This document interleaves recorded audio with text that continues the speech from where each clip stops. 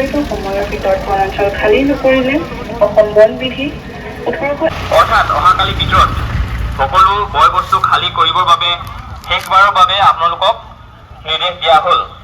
এই জাননী অনুসৰি নিৰ্ধাৰিত সময়ৰ ভিতৰত বনাঞ্চল খালী নকৰিলে অসম বন বিধি 1891 অনুসৰি বন সংৰক্ষণ আৰু উন্নয়নৰ স্বাৰ্থত উচ্ছেদৰ কাৰ্যসূচী গ্ৰহণ কৰা হ'ব।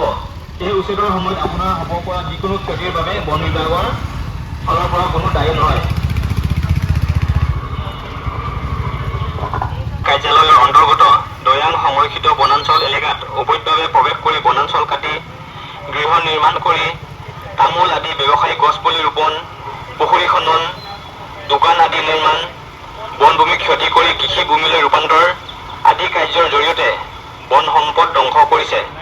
এই কাৰ্যৰ দ্বাৰা আপুনি অসম বন বিধি 1891 আৰু ইয়াৰ সংশোধিত আইন এক্ট 1995 ৰ দ্বাৰা 24 আৰু ধাৰা 25 সম্পূৰ্ণ উলংঘ কৰিছে।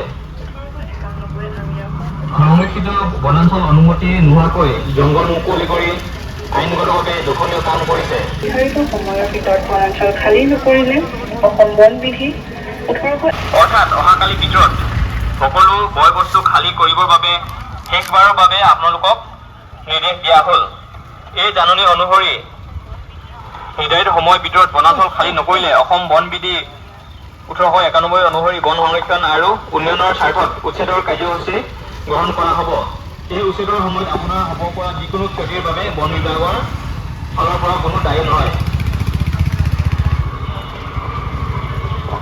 কাৰ্যালয়ৰ অন্তৰ্গত দৈয়াং সংৰক্ষিত বনাঞ্চল এলেকাত অবৈধভাৱে প্ৰৱেশ কৰি বনাঞ্চল কাটি গৃহ নিৰ্মাণ কৰি তামোল আদি ব্যৱসায়িক গছপুলি ৰোপণ, পুখুৰী খনন, দোকান আদি নিৰ্মাণ, বনভূমি ক্ষতি কৰি কৃষি ভূমিলৈ ৰূপান্তৰ আদি কাৰ্যৰ জৰিয়তে বন সম্পদ ধ্বংস কৰিছে।